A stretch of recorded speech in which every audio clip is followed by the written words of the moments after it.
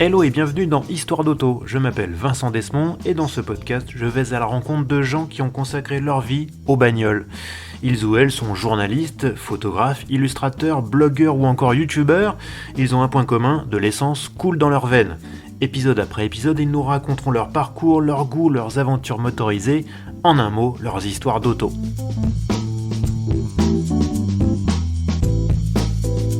On se retrouve pour la suite des récits de Yves Bérozet. Si vous avez manqué le début, je vous renvoie à l'épisode 12 où Yves nous racontait ses débuts de pilote automobile et son parcours dans la presse auto. Cette fois-ci, il rend hommage à quelques-unes des plus belles plumes de la profession qu'il a eu la chance de rencontrer. Dans les nombreux journalistes de renom que tu as côtoyés, effectivement, il y en a un qui, je crois, t'a marqué plus que les autres, c'est le regretté José Randazski. Ah ouais. Est-ce que tu peux nous en parler ? Quel souvenir tu gardes de José ? José, si tu veux, moi, avant d'être... j'aurais jamais pensé faire ce métier, si tu veux. Moi, je voulais être champion du monde, comme tout le monde, en passant par la Formule Ford, et il fallait que j'apprenne à en construire une, parce que j'aurais pas les moyens d'en acheter une. Donc, en reconditionner. Donc, j'étais lecteur de sport auto, entre autres. Je les ai tous épluchés. Hein. Et j'arrive, je débarque, après Gilles Dupré, donc je débarque à Sport Auto. Et là, je me dis, oula. Enfin, José, je l'avais déjà croisé sur des présentations, mais on n'était vraiment pas intimes. Hein. Et puis, on l'a pas été, mais on a beaucoup concubiné ensemble quand même à Sport Auto, et puis après sur des essais, quoi. Et donc, j'arrive, alors José, d'accord, José Randazski, parce que José, c'est pas que un journaliste automobile qui a enchanté Sport Auto, hein, qui a enluminé Sport Auto. C'était quand même un pilote qui a fait 8 ou 10 fois les 24 heures du Mans sur des Alpines, entre autres. C'était, il a eu des responsabilités dans le service course. Il n'y a pas que Jacques Chénis, mais il y a eu un moment, il y avait José, il avait des responsabilités pour le circuit. Oui, pour le circuit, parce que chez Nice s'occupait plutôt du rallye. Je vais faire hurler quelques meilleurs historiens que moi. Hein. C'est pas grave, moi, ce qui reste, c'est comme la culture, quoi. C'est ce qui reste quand on a tout oublié. Donc voilà. Bon, José, c'était quelqu'un, et surtout Gérard Combach. Alors lui que je ne connaissais pas, et j'étais tout de suite, il m'a tutoyé. Enfin bon, voilà, j'étais pas leur égal, c'est pas ça que ça veut dire, mais traité comme voilà, j'étais assis au même étage, sur les mêmes, ma chaise avait la même hauteur que la leur, mon bureau aussi, et puis voilà. Donc ce sont des messieurs extraordinaires. Et moi je veux parler de Gérard Combach parce qu'il avait l'air d'être caché derrière sa casquette et sa pipe et ne connaître que la Formule 1. Mais attention, un jour on se retrouve au Salon de Genève avec Gilles Dupré, bon José, je sais pas où il était. Et on l'a revu le lendemain, c'est rien. Et là, on était à la présentation de la Sierra Cosworth, sacrée bagnole, qui était non pas sur le salon, mais à l'hôtel Intercontinental à Genève. Et là, on était avec Gilles, on tournait autour de la voiture, etc. On se penchait, on regardait, on levait le capot et tout. Et évidemment, on voit mon Gérard Combach avec Kees de Corse, monsieur le Worth de Cosworth, quoi. Et donc, il y avait Frank Costin et Kees de Corse qui ont créé Cosworth avec le fameux moteur qui a gagné le plus grand prix de Formule 1 au monde, je suppose, parce qu'il a duré de 67 à je ne sais plus quand, après le turbo, puisque Renault a amené le turbo, mais il y a encore eu des Cosworth qui ont continué un peu. Et donc, il était évidemment avec son pote de Corse, et il parlait pas de Formule 1. Il parlait de la Sierra Cosworth. Donc, c'est Gérard Combach qui nous a donné les diamètres des queues de soupape de la Sierra Cosworth et la vitesse de passage des gaz et les trucs et le machin. Donc, c'était un type qui avait une connaissance automobile. C'était pas que un idolâtre de Colin Chapman et de Jim Clark, et il y avait quoi l'être. C'était pas que Monsieur Lotus, et Monsieur Formule 1 et Monsieur Sport Auto. C'était vraiment un connaisseur extraordinaire. Bon, et mon José, c'est pareil, il faisait très détaché, fils de famille, etc. Il avait l'élégance de la parole, des gestes, de l'écriture, etc. c'était un bonheur. On a l'impression d'être dans un film, quoi. Oui, moi, c'était Clark Gable, c'était, voilà, quoi. On se dit, tiens, je suis figurant. Un seigneur. Oui, je suis figurant dans un film. Et, et en fait, Gérard Combach, lui, il était différent. On arrive et on se dit, tiens, c'est marrant qu'il n'y ait pas Gérard. On aperçoit Monsieur de Corse, on ne le connaît pas, on va essayer d'aller se présenter quand même. Non, Gérard, il était sous la voiture. Voilà. Et il était sous la Sierra. Et donc, il sort, et puis il retourne voir son pote, il nous présente, et puis là, on était petits garçons avec Gilles Dupré, qui pourtant avait un gros bagage, quoi. Et donc, Gérard et José, c'était mais des monuments du sport automobile, pas seulement de la presse automobile française. Moi, je regrette toujours les... Alors après, il y a eu des très bons, hein, mais pas que, mais des très bons.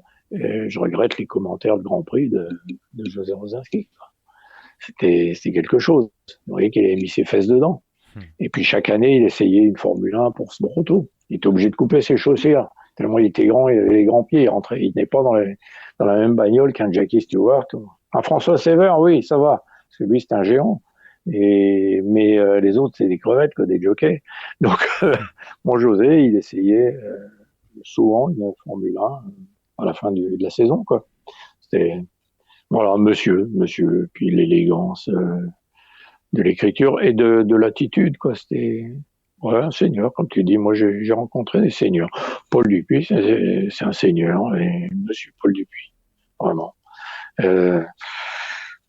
C'est formidable d'avoir croisé. Alors après, il y a les pilotes aussi. J'ai croisé des gens qui ont fait des voitures.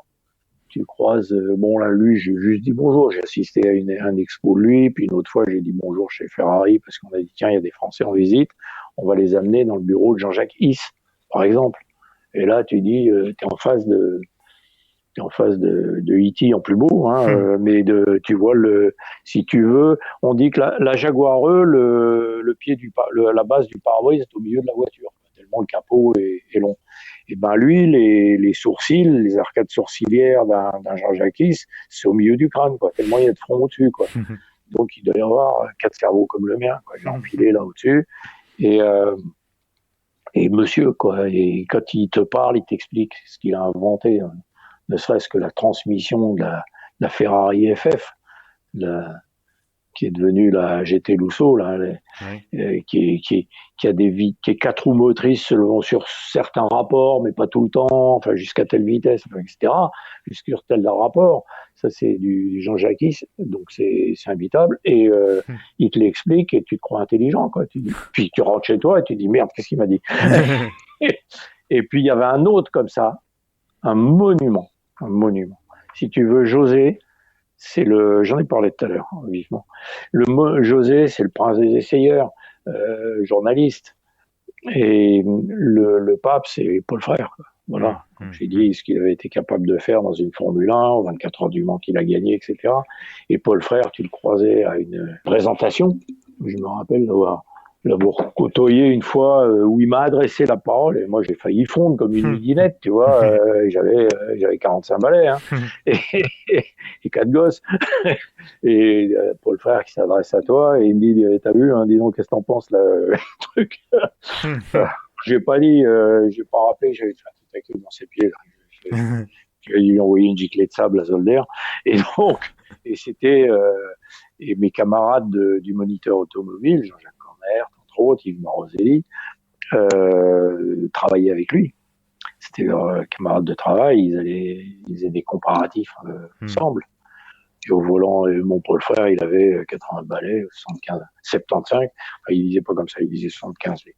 Et il avait plus de 70 ans, et au volant d'une 911, il était intenable, quoi. Moi, je le vois encore dans une présentation avec sa canne, monter dans la bagnole avec sa canne, et après, personne ne le suivait, quoi. Une fois qu'il était dans la voiture, il rangeait la canne sur le siège passager, puis après, même à 70 ans bien tassés, il fallait s'accrocher, quoi. Et il avait une canne parce qu'il s'était tôlé avec son scooter, je crois que c'était un C1 BMW, dans le col de Vence, tu vois. Il devait avoir une plaque d'humidité ou de verglas, il s'était retrouvé dans le ravin, il était remonté en rampant, etc. Et après, la silhouette avait commencé à se voûter. Mais tu sais que 8-10 ans après son décès, je le cherchais dans les salons. Parce il ratait jamais un salon de l'auto et il était toujours le mieux placé et le plus au fait de tout. Par exemple, le système diabolique, bon, c'est bien des Anglais, hein, mais du moteur MG, tu sais, tu avais la MG F-Type, là, le petit Oui. Rosser Oui. sympathique, qui avait un moteur, c'était quoi oui, c'était un 1600 qui a servi au Caterham d'ailleurs. Et il y avait la version 16 soupape à levée variable, enfin à levée et diagramme variable, ouverture variable. Et c'était un truc, mais diabolique. C'était pas un tuyau d'arrosage, mais c'était un arbre à cam creux avec un plein à l'intérieur, enfin un truc comme ça. Et je n'ai compris comment ça marchait, pas à travers le dossier de presse, bien entendu, mais en lisant l'article de Paul Frère dans le Moniteur automobile. Voilà. Non, mais c'était un vulgarisateur exceptionnel. Je me rappelle une fois une conférence au début de l'Audi Quattro. C'était Paul Frère qui faisait la conférence de presse des journaleux. Parce qu'ils se sont dit, chez Audi, c'était intelligent, ils se sont dit, lui, il va savoir leur expliquer à ces cons-là. Non, ils ont plus de respect que ça. Mais il va savoir leur parler. Et c'était exactement ça. Et c'était un ingénieur, hein, c'était un grand monsieur. Et j'ai eu la chance de croiser ces gens-là. Et j'en ai encore plein. Hein. Donc, il y a un sujet qu'on va pas pouvoir éviter, malheureusement, pour toi, c'est Ah bah tant pis pour toi. Hein. le sujet des gadins en bagnole. Parce qu'il y a quand même, t'as Oh quand même un historique là-dessus qui est assez incroyable. Je veux dire, ouais. tu es quand même Alors, quelqu'un qui a la réputation d'avoir un solide coup de volant, et malgré tout, il t'est arrivé quand même pas mal de sorties de route, de dérapages plus ou moins contrôlés alors, et de gadins. Comment ça se fait? je vais le faire court parce que je ne. Déjà, on prête qu'aux riches. Alors, tu sais, on a tendance à des fois en rajouter un peu, mais j'ai pas besoin qu'on m'en rajoute. Je suis très à l'aise avec ça, dans le sens où j'ai des camarades qui ont jamais rayé une voiture. Bravo, chapeau. Moi, je t'ai dit tout à l'heure, je suis né avec 10 pouces gauche, je suis un maladroit, j'ai pas été sinon j'aurais été champion du monde. Et puis, des fois, j'ai peut-être des pertes de concentration, je suis déjà en train d'écrire le papier ou des trucs comme ça. Donc, oui, non pas un nombre incalculable, mais j'ai tarté quelques caisses qui m'avaient rien fait. Je les ai chiffonnés. Bon, ça c'est vrai. À côté de ça, bon, Formule Ford, j'ai aussi tutoyé du rail, mais pas toujours ma faute, mais peu importe, c'est celui qui est au volant qui est le con. Mais je suis entier, je me suis fait mal au genou une fois. Quoi. Voilà. Puis j'ai été recousu une autre fois pendant que le toubib de Zolder elle me recousait le menton et Patricia Bunsen recousait ma cagoule. Voilà. Donc, donc j'ai tarté des caisses, oui, bien sûr. Bien sûr, des caisses de course, des caisses de trucs, sous la pression, il faut faire, et puis à la fin c'était encore pire, il fallait faire de la vidéo, il fallait faire ci, il fallait faire ça. Bon, et là il m'est arrivé d'être brouillon et ça est mal fini. À côté de ça, pourquoi je suis à l'aise? Parce que dans mes, on va dire, 40 ans d'essais automobiles pour la presse, j'ai vu arriver l'ABS. L'ABS, ça m'a permis de sauter la bosse de Coire en Montlhéry, tu connais, hein, c'est un truc qu'on plonge dans la cuvette, on freine dans la montée et on se met un peu en travers pour sauter la bosse, en gros à 120 à l'heure, hein, alors qu'on arrive à plus de 200. Et ben, il m'est arrivé de la sauter 2 fois en cinquième, non pas parce que j'étais à fond de cinquième, mais parce que j'avais pas pris le temps vraiment de rétrograder. Hein, j'ai dit là, non, il faut que j'essaye de ralentir la voiture en travers sur les pneus pour essayer de sauter, d'arriver sur la piste et pas dans le rail. Donc j'ai sauvé comme ça. Je me rappelle une lancia Tema, mais bon, c'est un peu normal. Hein, c'était l'anti-blocage, c'était allemand, et puis lancia, c'est italien, donc il y a un problème de traduction. Et une fois, alors, avec une Mercedes. Alors là, c'est beaucoup plus inattendu. J'ai été beaucoup plus surpris, mais il y avait en plus un peu de fading, je pense, parce que c'était quand même des voitures un peu robustes.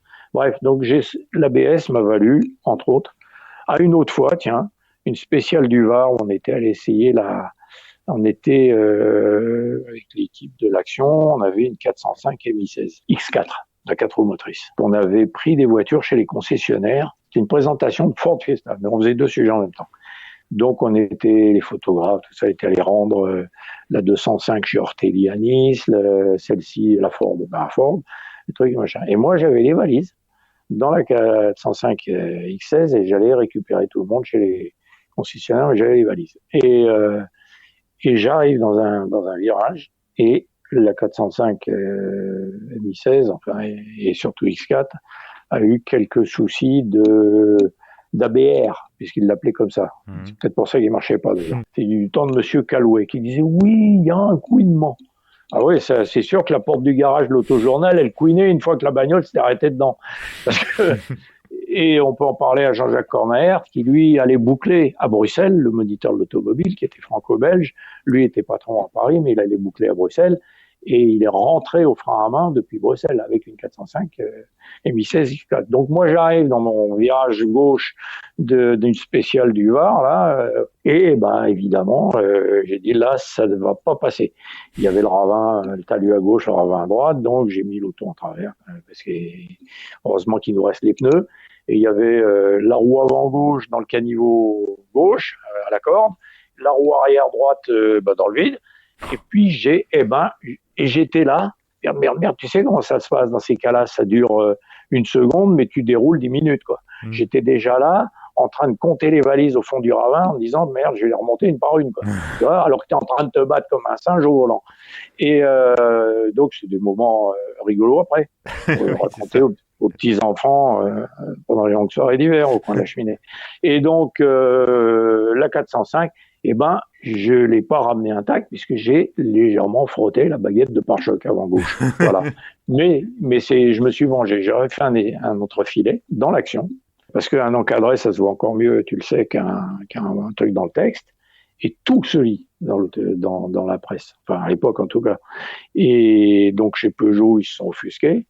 Mais je ne dis pas le courrier que j'ai reçu et les coups de téléphone que j'ai reçus d'un loueur Hertz à Montpellier, qui était sociétaire de l'Automobile Club, qui m'appelle, qui me dit, voilà monsieur, j'avais 2 405 Mi-16, et un jour, il y a un client qui m'a rapporté le porte-clés, les clés, mais que ça, et puis en me disant, ça n'a pas freiné. Je lui dis, mais monsieur, pas de problème, le client est roi, je vais vous en donner une autre, etc. Il dit, là, c'est moi qui viens de griller un stop de traverser une nationale, avec mon autre 405 Mi-16. Donc, il y avait un petit souci de mise au point. Bon. Alors, après l'ABS, qu'est-ce que j'ai connu? L'antipatinage.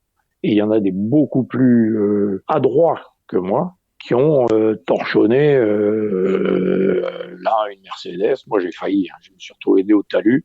Puis ça a bien voulu repartir dans le bon sens. Bon, une 500E, ça aurait été dommage quand même. Tu vois. 500E, faite chez AMG. Montée chez Porsche, pardon. Les caisses en blanc allaient chez Porsche, à une époque où ils étaient un peu en déflation. Ouais, je vois très bien. Et puis, tu avais le grand voisin de Stuttgart, Mercedes, qui nourrissait, qui n'avait pas les capacités de faire d'une petite série. Donc, ils envoyaient les caisses en blanc chez Porsche, qui élargissaient les ailes, les trucs, les machins, qui foutaient le V8 de la 600 dans la 500E. Bref. Donc ça, antipatinage, ça en a torchonné quelques-unes. Là, j'y ai échappé. Après, il y a eu quoi? Il y a eu, comme vacherie, il y a eu les roues arrière directrices. Ça a commencé. Là, il y a eu, je me rappelle, la série 8. Tu te rappelles, la 850, et puis il y a eu la CSI. Et la CSI, elle avait les roues arrière. Bon, il y en a une qui est revenue de Montlhéry sur plateau, pourtant aux mains d'un type extraordinaire. Il était pilote de course, enfin, tout, etc. Moi, ça m'a fait des sensations. Sûrement que j'étais arrivé moins gourmand que lui, j'en sais rien, mais je l'ai ramené. Tu vois. Après, qu'est-ce que j'ai connu comme cochonnerie, comme piège à con, et je suis tombé souvent dedans. Il y a eu, après les 4 roues directrices, il y a eu l'ESP. L'ESP. Bon Dieu. Sur je sais pas, ça a dû t'arriver. Sur celle qui était déconnectable, ça allait, parce que sur l'anneau, la voiture, l'ESP, il comprend pas comment le volant est droit, puisque l'anneau est relevé, donc ça permet de rouler en ligne droite alors qu'on est en courbe. Hein. Montlhéry, c'est quoi, 43 degrés, et puis Mortefontaine, oui, 45 l'un et 43 l'autre, peu importe, mais ça permet de rouler à 200 à l'heure avec les mains derrière la tête. Et comme en ligne droite, ça permettait de faire des endurances avec les Simca, les Citroën, les trucs et les machins, tout en restant dans le même département, quoi. Faire 100 000 km en restant sur les mêmes hectares. Donc, le volant est droit, mais les roues du haut font plus de kilomètres, plus de mètres que les roues du bas, que les roues intérieures. Donc, le SP, moi, ça m'est arrivé avec 400 406 peut-être, ou 405 aussi d'ailleurs déjà, 406, de me prendre des coups de frein à fond en haut de l'anneau, ça fait pas rire, quoi. Non. Donc voilà, j'ai connu quelques bizarreries comme ça. Et donc j'ai tarté quelques voitures qui m'avaient rien fait, mais à côté de ça, il y a beaucoup plus de voitures neurasthéniques qui auraient voulu se suicider et moi avec, et que j'ai pu ramener, et que j'ai eu la chance de pouvoir ramener. Donc voilà, je suis à l'aise.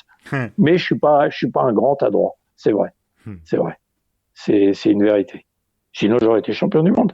C'est bien connu. Et puis, de toute manière, des voitures, on en a tous cassé, hein, donc il n'y a pas de jugement Pas de valeur. tous, pas tous. Non, il y en a qui sont, il y en a qui s'en tirent mieux, qui sont plus concentrés, qui tombent pas sur, ou qui laissent les poubelles aux autres, j'en sais rien. Enfin, bon, bref. Non, ça arrive, ça fait partie. Tu sais, tu restes derrière le bureau, devant ton ordinateur, tu casses pas de bagnole, hein, Ouais, c'est sûr. sauf sur la PlayStation. Bon, moi j'ai essayé quelques tromblons et des trucs. Tu sais, j'ai eu un jour, circuit de la Châtre, je pars avec une barquette de course. Heureusement, en sortant des stands, donc j'étais à 4000 tours, je chauffais, et je sors des stands, je prends un virage, deux virages, je braque, je remets droit, c'était un S, la voiture elle continue à tourner, quoi. Donc, vu que j'étais pas très vite, j'ai réussi à m'arrêter sur la bordure, perché, donc la voiture était perchée, et surtout, j'ai touché à rien. J'ai commencé à défaire la carrosserie parce que j'avais eu une expérience précédemment. J'ai commencé à dégrafer la carrosserie, j'ai fait au mec faire signe. Alors ils se sont dit, moi ce coulon, il n'est pas capable de revenir tout seul.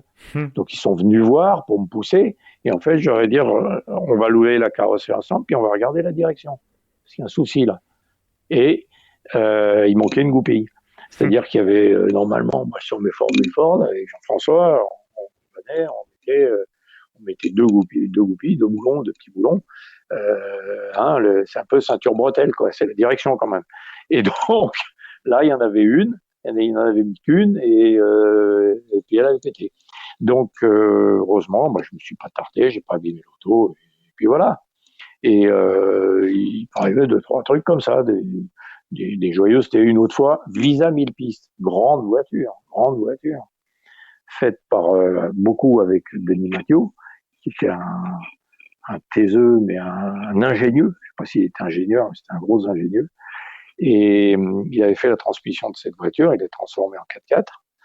Et donc, je vais essayer ça vers la base, sur la Marne, là, chez Carvalho, qui était un entrepreneur qui extrayait du sable, et puis du coup, ça faisait des étangs, puis il y en a qui sont devenus des bases de loisirs. Et Carvalho, c'était un fou de bagnole, et tu avais beaucoup de voitures de rallye sur terre ou du Dakar qui allaient s'entraîner là-bas. Et donc, je me retrouve avec la Visa 1000 pistes, un photographe, Philippe Bamberg, et qui était l'essayeur attitré, et le pilote de course, un grand type bien sympathique. Et donc, je fais des passages, j'essaye, je découvre la voiture, le photographe me lève le pouce, il me dit, c'est bon, j'ai mon compte. C'est rare, un photographe qui dit qu'il a son compte. Et donc, moi, hop, je relève la visière du casque, enfin, elle n'était pas baissée, mais je ralentis et je rentre, mais bon, c'est systématique chez moi, parce que les accidents, ça arrive toujours le dernier tour, donc il faut toujours s'arrêter l'avant-dernier. Et donc là, les photos étaient faites, paf, aussi sec, de 100 à l'heure, je passe à 60. Et j'arrive dans le dernier virage, bout de ligne droite, et la voiture se bloque. Et elle se dresse sur la plaque, sur la calandre, tu vois. Et là, je dis, tiens, j'ai pas fait souvent de béret, de casquette, on devrait pas être loin là. Et puis elle est retombée sur ses roues, et la voiture était bloquée. Et moi, comme un couillon, j'arrivais pas, je calais en essayant de démarrer en première, donc j'ai mis la marche arrière, et là, ça fait un gros schloum, ça s'est débloqué.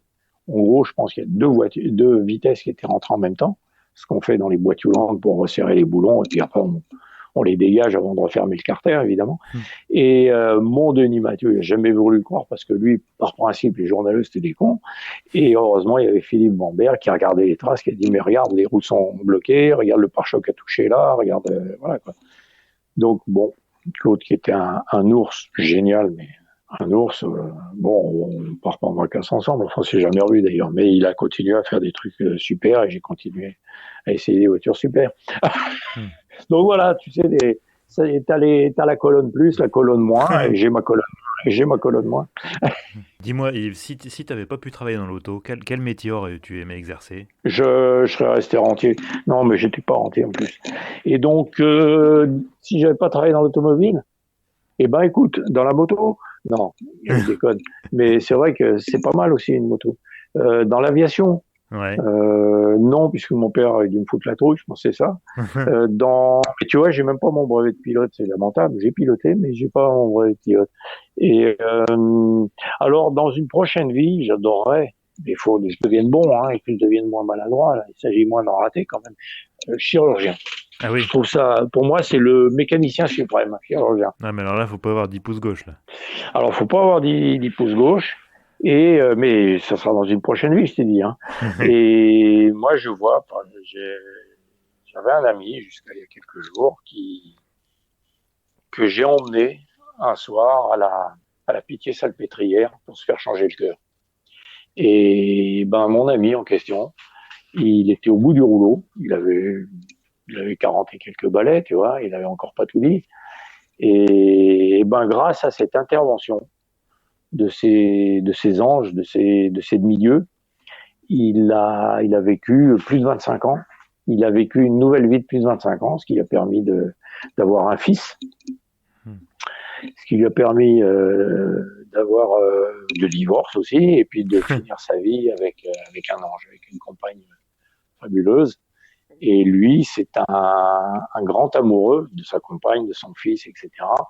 Un grand amoureux, il a un peu de, chez lui, il y a un peu de Ferrari, un peu d'auto, j'ose même pas dire laquelle, mais enfin bon, d'assez Zagato, de choses comme ça. Enfin, c'est de 500 bien sûr, un esthète, un grand esthète, Jean-Claude Ducrot, que connaissent quelques personnes dans l'automobile, qui était quelqu'un de très discret.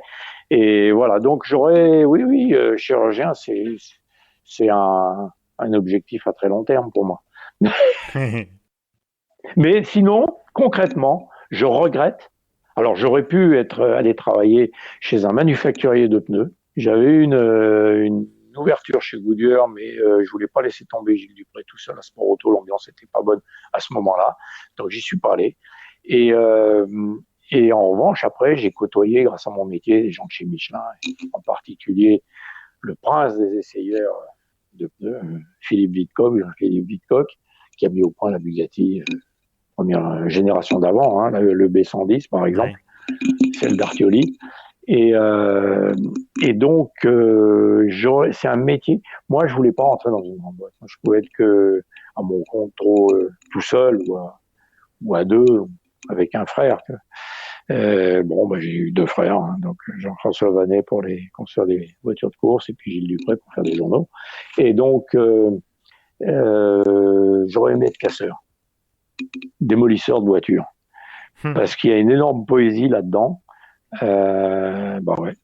Et nos formules Ford, avec Jean-François, nous les faisions en allant nous approvisionner dans les casses, trouver un bloc moteur de Cortina GT ou d'Escort Mexico, qui faisait 85 chevaux et puis qu'on préparait chez Valère Boulette à Tongeren, et qui faisait 100 chevaux après pour entraîner les 400 kilos d'une Formule Ford, puis qui était incassable. On trouvait des porte-moyeux de Triomphe Speedfair au Herald. C'était pas nous qui les avions cassés. C'est un peu malheureux. Aujourd'hui, on voudrait les remonter, ces autos. Mais bon, elles étaient empilées. Donc, on récupérait les porte-moyeux de Triomphe Herald ou de Triomphe Speedfire, ce qui équipe toujours les Caterham aujourd'hui. Et voilà. Et puis, on récupérait la direction, mais qu'on recentrait parce que, évidemment, elle était ou à gauche ou à droite. Nous, il fallait qu'elle soit au milieu. Alors, on coupait le bout trop long pour le braser, le coller à l'araldite de l'autre côté. Enfin, c'est ça une formule Ford. On récupérait. Alors, les jantes, ça n'existait pas dans le commerce à l'époque.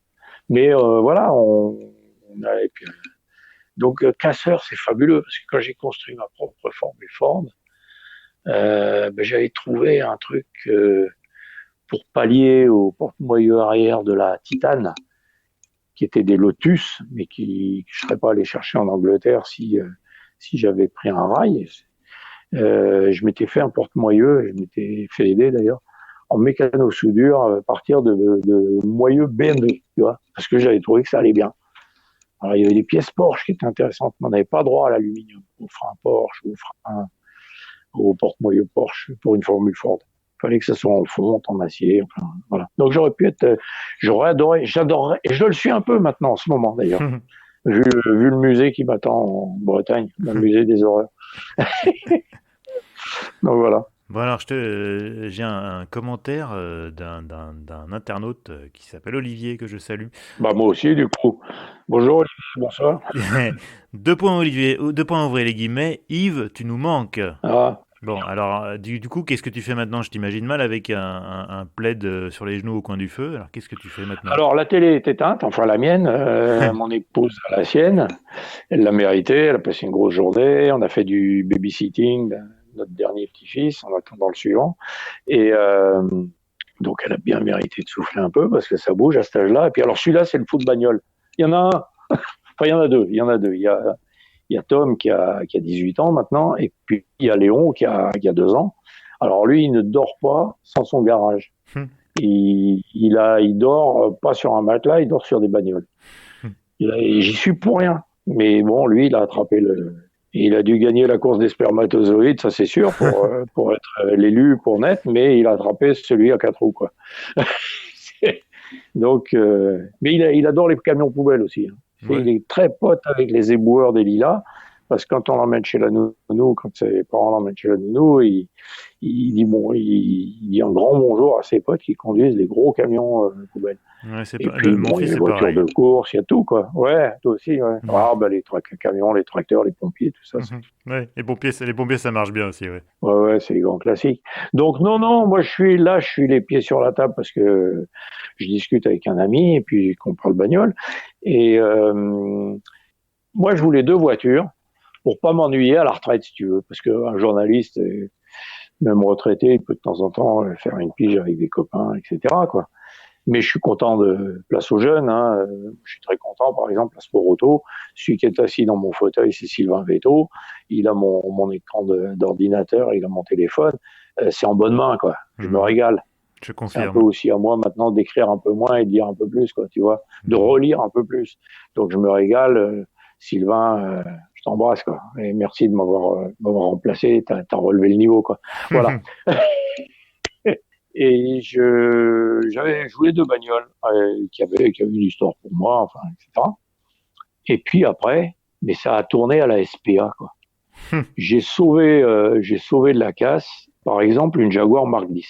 Ouais. Une 420G exactement, parce qu'elle est de 68. C'est le précurseur, c'est juste avant la XJ, quoi. Et cette voiture, elle a le 6 cylindres 4 litres 2, donc c'est un moteur qui a gagné Le Mans. Tu laisses pas partir ça à la casse. Donc, alors, elle était en piètre état, elle l'est toujours, mais au moins je l'ai mise à l'abri. Ouais. Et je l'attaquerai jamais, j'en sais rien, je sais pas, ou est-ce que peut-être que quand je vais essayer de la soulever, je vais passer à travers, je sais pas. Elle a eu c'est un autre épisode, c'est une sale vie, c'est bon, bref. Elle a eu une belle vie, puis elle a mal fini. Et je l'ai recueillie, voilà. De la même façon, mais aux antipodes, il y a une voiture que j'avais déchirée quand j'étais à l'Action Automobile en 80. Celle-là, elle était sortie en 87. C'était la première voiture de série dont toute la gamme avait un anti-blocage de frein. Bon, c'était un ATE, un TVS. Et puis bon, ils s'étaient pas bien parlé les uns les autres. Et à l'époque, j'habitais Rambouillet et j'arrivais par la Nationale. Et j'ai freiné à Rambouillet Nord et je suis sorti à Rambouillet Sud. Donc, tu vois, et c'était une Scorpio. Ah oui. Eh bien, aujourd'hui, reste bien assis, je suis détenteur d'une Scorpio V6 de litre 4. En plus de litre 4, il y en a eu une poignée en France, qui est l'ancienne voiture d'un ancien préfet du Maine-et-Loire, que j'ai recueilli, qui était quasi neuve, etc., et qui partait à la démolition. J'ai donné 200 balles au gars et pour pas qu'elle soit démontée, quoi. Et c'est cette voiture qui m'attend à la gare de Lamballe pour m'amener à mon hangar, à ma maison dans le fin fond de la Bretagne, des Côtes d'Armor, et on pourrait dire les Côtes d'Amour d'ailleurs, parce que je me plais vraiment là-bas. Et parce que cette voiture que j'ai achetée 200 balles, pour le moment, elle est fidèle, quoi. Personne ne va mal piquer, parce que plus ringard qu'une Scorpio, quand même. Ouais, tranquille. Il faudrait être plus que collectionneur pour me la chauffer. Et donc, je remets la cosse de batterie, je tourne la clé, hop, je fais 30 km, je suis à la maison. Et donc, j'ai sauvé ça. Qu'est-ce que j'ai un jour, j'étais en train de faire une opération AMG. Donc, c'était ma deuxième casquette. J'ai été avec des copains sur le circuit de Brest ou quoi. Et mon ami Jean-François Vanet, qui était en retraite en Espagne et qui avait un rodéo avec lequel j'allais à la plage. Et mes gosses et moi, quand nous étions en vacances chez lui, entre Valence et Alicante. Et il m'appelle, il me dit, écoute, là, le rodéo, bon, il a amorti. J'en avais acheté un 4x4, il est en pièces détachées pour essayer d'en faire un 4x4 avec les deux. Mais j'ai acheté une Jeep et puis voilà. Et j'arrive pas depuis l'Espagne à mettre une annonce sur le Bon Coin, vive le Bon Coin. Est-ce que tu peux la mettre pour moi? Je lui dis, mais t'en veux combien de tes rodéos? Donc c'était 1500 balles, 1500 balles. C'était même pas de l'argent, surtout que c'était un rodéo dans lequel j'ai vu grandir mes gosses, quoi. J'ai emmené mes gosses à la plage. Alors, je regarde à la cantonade comme ça, et je dis, il y a quelqu'un qui veut un rodéo, et 2 rodéos avec moi. Et mon ami Yves, encore un, donc il peut pas être foncièrement mauvais, il dit, moi, en fait, et puis un autre de chez Michelin, les essayeurs de chez Michelin à 16 heures. Et donc, on s'est retrouvé avec ces 2 rodéos, qu'on était allé chercher en Espagne. On en a trouvé un troisième pour le troisième larron.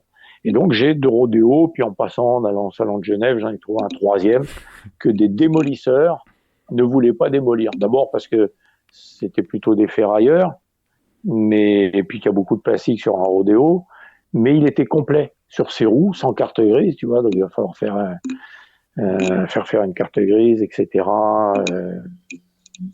Ça se fait, hein, grâce à la Fédération française des véhicules d'époque. Bravo à eux.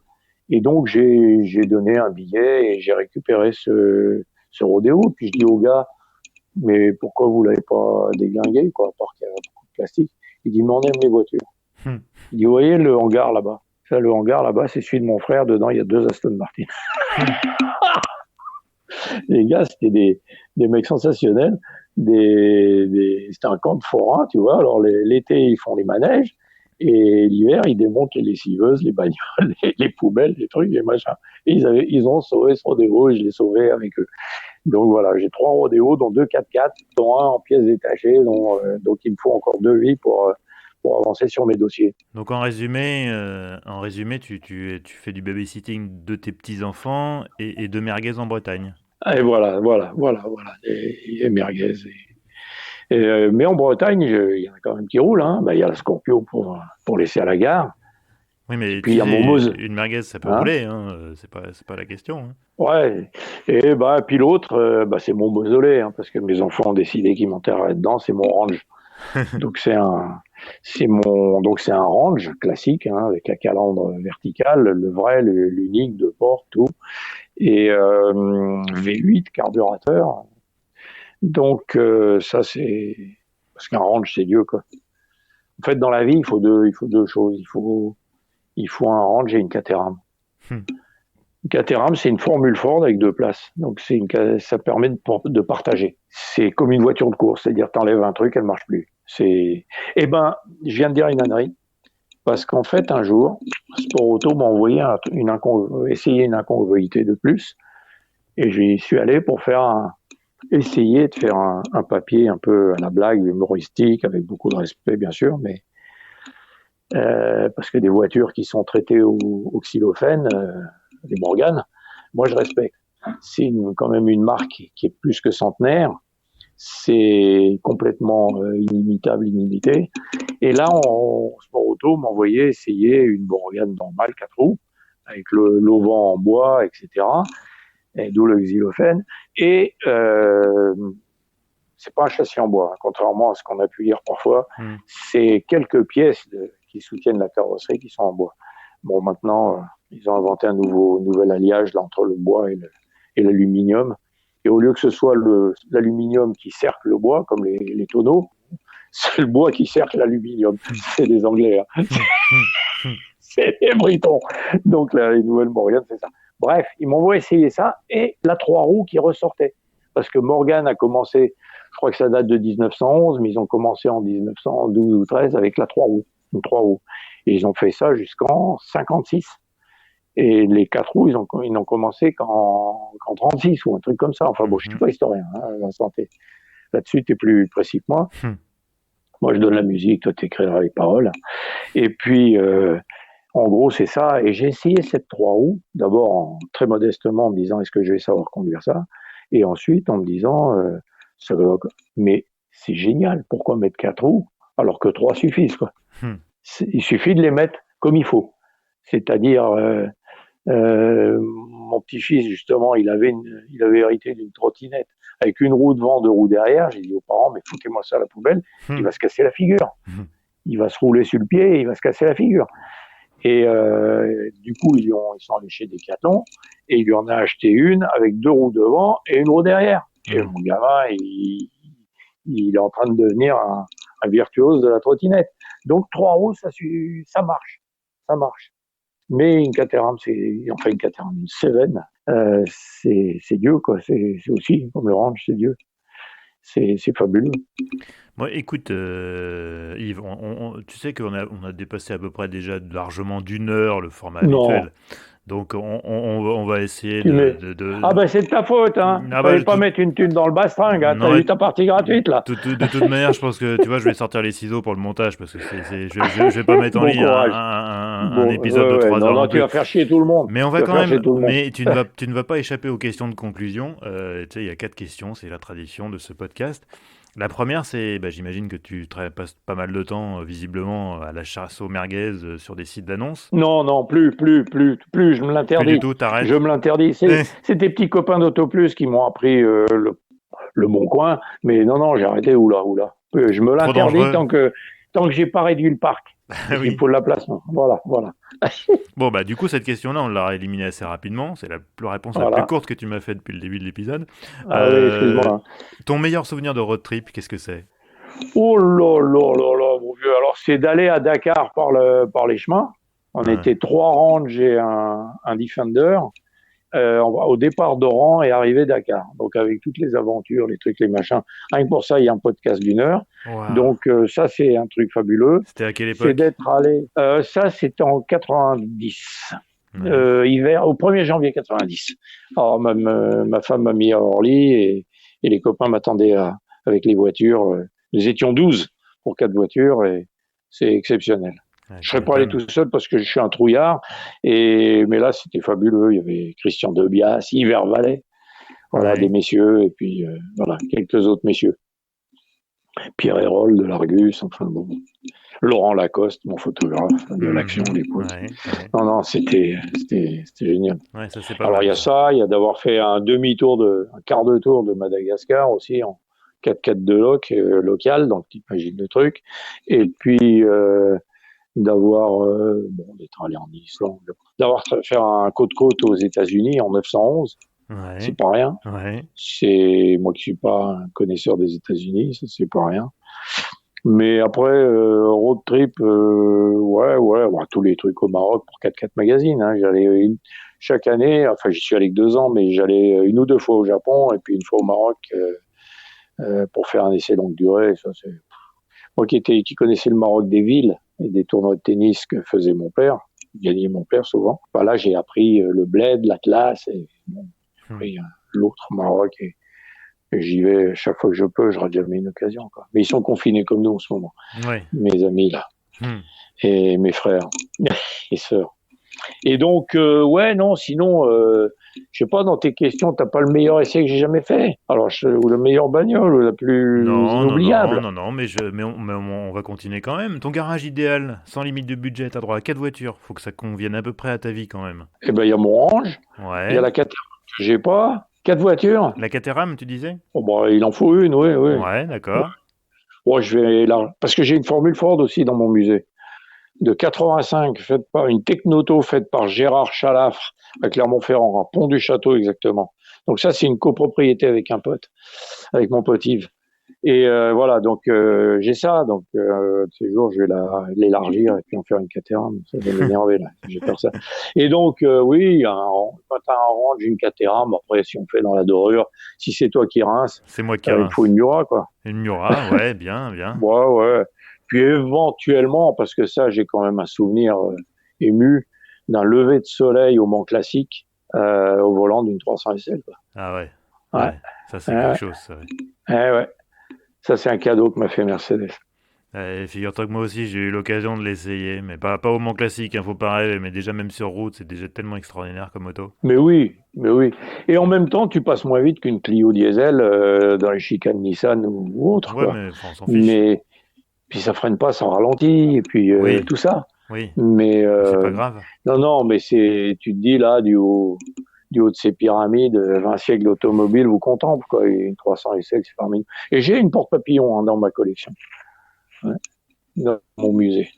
Dans, J'en ai une, dans ta mais elle fait collection. 49 cm3. Ah oui, voilà, oui, d'accord. Oui, je me disais, oui, quand même, là, bon. Elle fait 49 cm3, elle a la porte avant, la porte gauche à papillon et la porte droite classique comme une douche.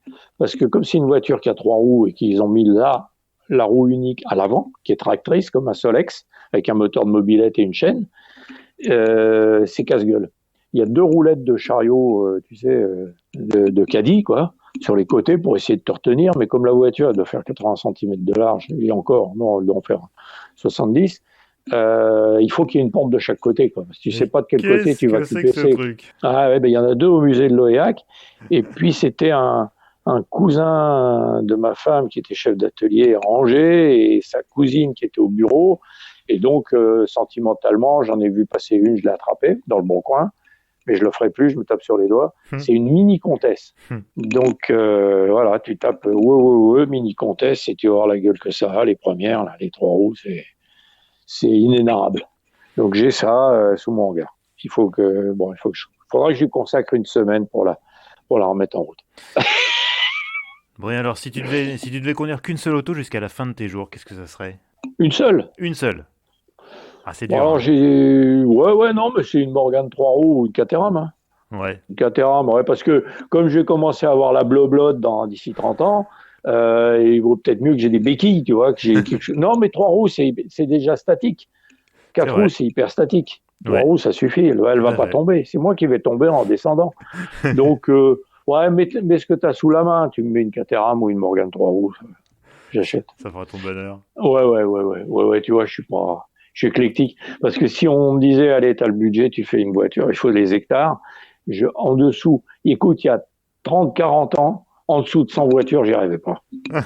Alors aujourd'hui, ça s'est pas arrangé avec toutes les merveilles qui nous sortent et qui continuent de nous sortir. Et puis celles que j'ai découvertes, parce que j'ai augmenté ma culture quand même en 40 ans.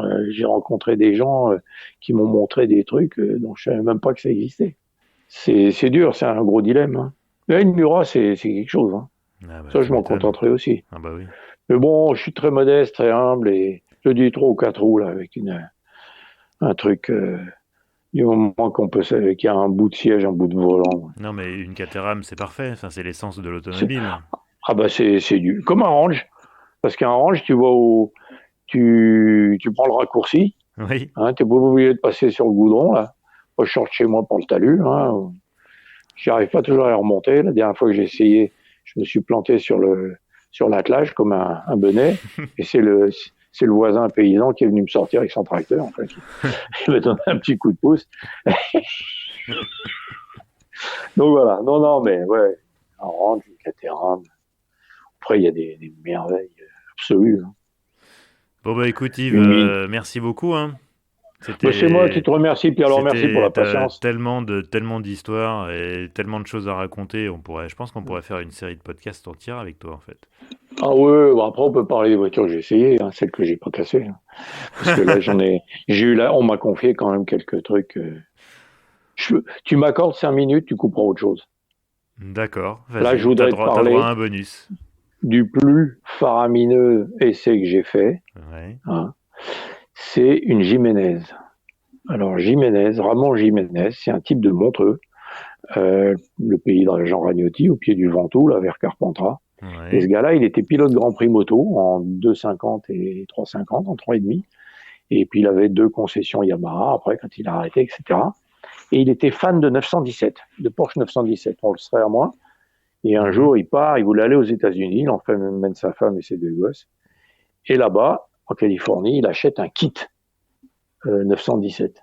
Tu sais, on te fait là-bas des kits GTO, Ferrari GTO sur Datsun 240Z, etc. Et donc, il achète un kit polyester d'une 917 sur coccinelle. Oula. Donc, il rapatrie ça. Et puis, il dit non, une 917 12 cylindres à plat, ça peut pas rouler avec un 4 pattes.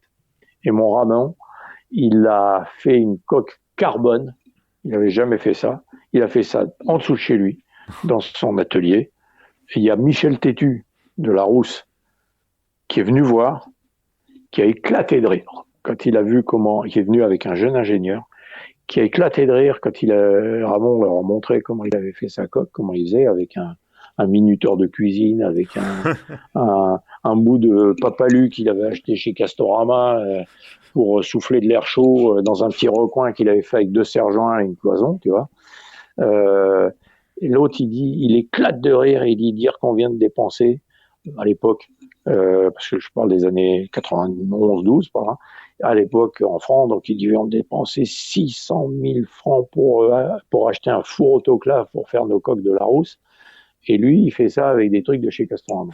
Donc, et la coque, selon Ramon Jiménez, de sa Novia, il l'appelait Novia, c'était mieux présenté qu'une coque carbone de CLK GTR Mercedes, excusez du peu, ou de McLaren F1 qui sortait à l'époque, qui devait faire 1000 kilos et 600 chevaux avec le V12 BM, qui a fait un petit peu plus. Gordon Murray, mais bon, on pouvait mettre 3 personnes et puis 2 valises, 2 sacs.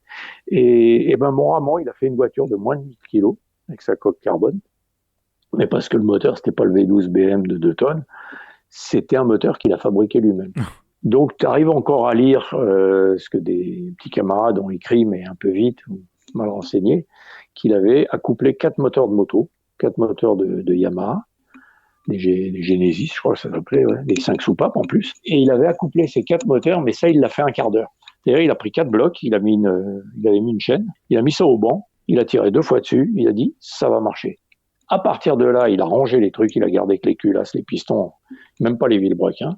Il a fait mouler un bloc qui est un W16 avec 2 vilebrequins qu'il a usiné lui-même. Parce que quand il est allé chez Chambon, qui fait les vilebrequins de tout le monde, la F1 et tout, etc., ils l'ont rayonné. Donc il les a usinés lui-même sur son tour à 30 000 balles, un tour tchèque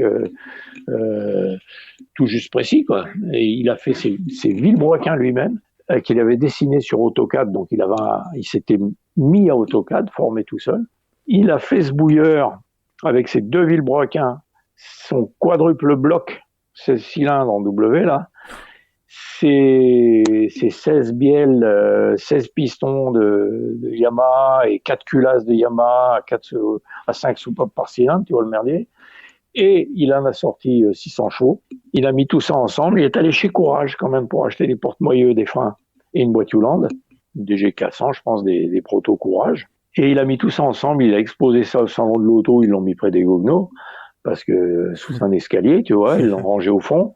Et puis nous étions en diagonale, Hommel, près des autres Goguenaux, mais c'était mieux éclairé. Donc tous les professionnels passaient par là. Piero Ferrari, Montezemolo, le staff de chez Matra, avec Philippe Guédon en tête et tout, etc., sont passés sur notre stand.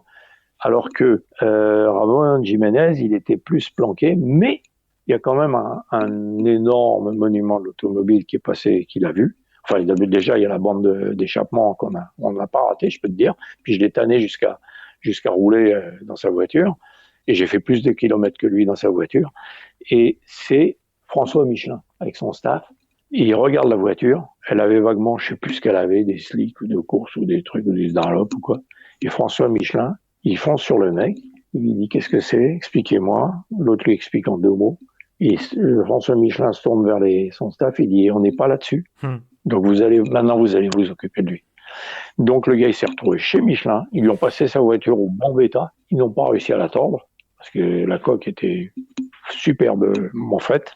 Donc ils ont ôté la coque de l'EB112 qui est jamais sortie, hein, et pour mettre la coque de la Jiménez qui était fabuleuse. Et Jiménez, il était là tout humble et tout, mais expliquez-moi, dites-moi la géométrie, le truc, le machin.